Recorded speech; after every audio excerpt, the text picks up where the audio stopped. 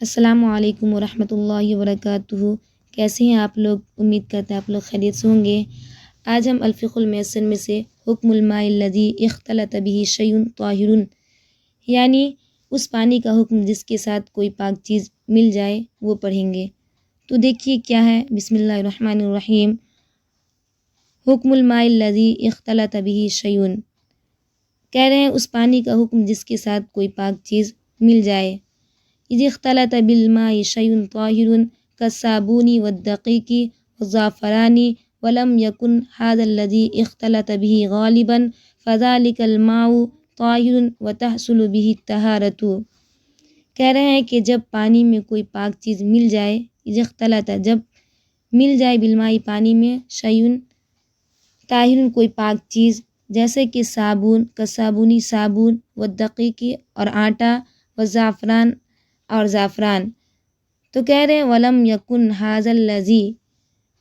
اور یہ ملی ہوئی چیز پانی پر غالب نہ ہو، یعنی جو چیز جو مل گئی ہیں وہ چیز پانی پر غالب نہ ہو، تو کہہ رہے ہیں فذلک الماء طاہر، تو وہ پانی پاک ہے اور اس کے ذریعے پاکی حاصل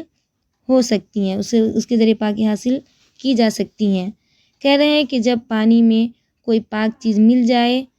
جیسے کہ صابن، آٹا، زعفران، اور یہ ملی ہوئی چیز پانی پر غالب نہ ہو تو اس سے پاکی حاصل ہو جائیں گی۔ پھر آگے کہہ رہے ہیں وَإِنْ غَلَبَ عَلَى الْمَاءِ بِأَنْ أَخْرَجَهُ عَنْ رِقَّتِهِ وَسَيَلَانِهِ فَهُوَ طَاهِرٌ وَلَكِنْ لَا يَصِحُّ الْوُضُوءُ بِهِ، اور اگر غالب آ جائے، غلبہ مطلب آتا ہے غالب آ جائے،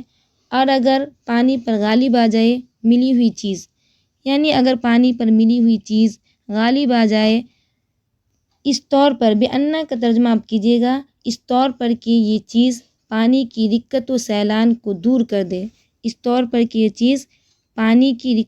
رقت ہو مطلب پانی کی بہاؤ اور پتلاپن، رقت مانے آتا ہے پتلاپن اور سیلان میں آتا ہے بہاؤ، پانی کی بہاؤ اور پتلاپن کو زائل کر دے، ختم کر دے، تو کہہ رہے ہیں وہ پاک ہے، فہو طاہر، وہ پاک ہے، لیکن اس سے وضو صحیح نہیں ہوتا ہے۔ کہہ رہے ہیں کہ اگر پانی پر کوئی چیز غالب آ جائے اور وہ اس کے پتلاؤ اور بہاؤ کو ختم کر دے، زائل کر دے، تو وہ پانی تو پاک ہے لیکن اس سے وضو صحیح نہیں ہوگا۔ پھر آگے کہہ رہے ہیں اذا تغیر لون الماء وطعمه ورائحته لطول المکث فهو طاہر وتحصل به الطہارۃ۔ پھر کہہ رہے ہیں کہ اذا تغیر، جب بدل جائے، لون الماء پانی کا رنگ، کہہ رہے ہیں لیکن جب پانی کا رنگ اور اس کا مزہ، طعمہ اس کا مزہ، ورائحتہ اور اس کی بو بدل جائے زیادہ ٹھہرنے کی وجہ سے، کہہ رہے ہیں لطول المکث زیادہ دیر ٹھہرنے کی وجہ سے، فہو طاہر تو وہ پاک ہے، وتحصل اور اس کے ذریعے پاکی حاصل کر سکتے ہیں، بھی طہارت ہو اس کے ذریعے پاکی حاصل کر سکتے ہیں۔ کہہ رہے ہیں کہ اگر پانی زیادہ دیر ٹھہرنے کی وجہ سے اس کا رنگ اور اس کی بو اور اس کا مزہ بدل جائے تو پھر بھی کہہ رہے ہیں کہ وہ پانی پاک ہے اور اس کے ذریعے پاکی حاصل کر سکتے ہیں۔ پھر آگے کہہ رہے ہیں اذا اختلط بالماء شیء لا ينفك عنه فی غالب الاحیان، اذا اختلط جب مل جائے پانی میں ایسی چیز، یعنی جب پانی میں ایسی چیز مل جائے جو ہمیشہ ہر وقت پانی میں رہتی ہو، زیادہ تر پانی میں رہتی ہو، جیسا کہ کائی، کہہ رہے ہیں جیسا کہ کل تحلبی، جیسا کہ کائی، وورق الشجر اور درخت کا پتا، والفاکہتی اور میوہ، فذلک الماء تو کہہ رہے ہیں کہ فذلک الماء طاہر تو وہ پانی پاک ہے، وتحصل بہ الطہارۃ اور اس کے ذریعے پاکی حاصل کر سکتے ہیں، یعنی کہہ رہے ہیں جب پانی میں کوئی ایسی چیز مل جائے جو اکثر و بیشتر پانی میں رہتا ہو، جیسا کہ درخت کا پتا، میوہ، کائی، تو کہہ رہے ہیں یہ پانی پاک ہے اور اس کے ذریعے پاکی حاصل ہو سکتی ہیں، کی جا سکتی ہیں۔ پھر آگے کہہ رہے ہیں اذا اختلط بالماء شیء ماء لہ وصفان کاللبن، جب مل جائے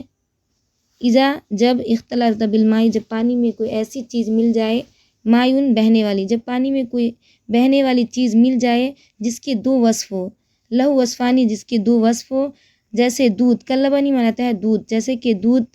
فإن فی اللبنی، پھر کہہ رہے فإن فی اللبنی لونا وطعما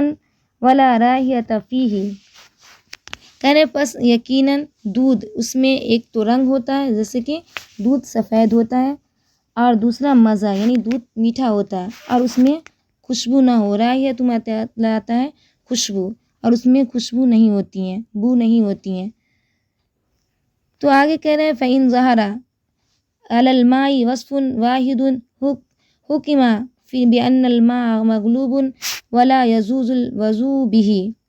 بس اگر ظاہر ہو پانی میں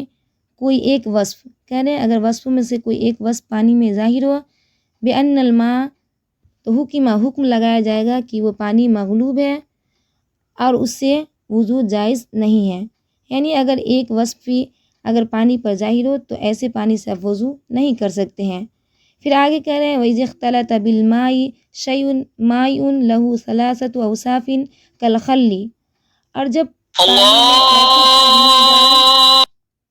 ایسی بہنے والی چیز مل جائے جس کے تین وصف ہو، ثلاثۃ اوصافین جس کے تین وصف ہو، کالخلی جیسے کہ سرکہ۔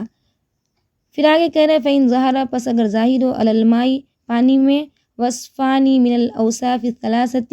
تین وصفوں میں سے دو وصف، یعنی کہہ رہے ہیں اگر تین وصفوں میں سے اگر دو وصف بھی پانی پر ظاہر ہو تو کیا کہہ رہے ہیں سار الماء مغلوباً، تو پانی مغلوب ہو جائے گا، یعنی سار الماء مغلوباً پانی مغلوب ہو جائے گا، ان کو مغلوب مانا جائے گا، ولا یجوز پھر آگے کہہ رہے ہیں ولا یجوز الوضوء به، اور اس سے وضو جائز نہیں ہوگا۔ کہہ رہے ہیں کہ اگر جب پانی میں کوئی ایسی چیز مل جائے جس کے تین وصف ہو اور ان میں سے دو وصف ظاہر ہو جائے پانی پہ تو پانی مغلوب ہو جائے گا اور اس سے وضو جائز نہیں ہوگا۔ اور آگے کیا ہے وَلَوْ اخْتَلَطَ بِالْمَاءِ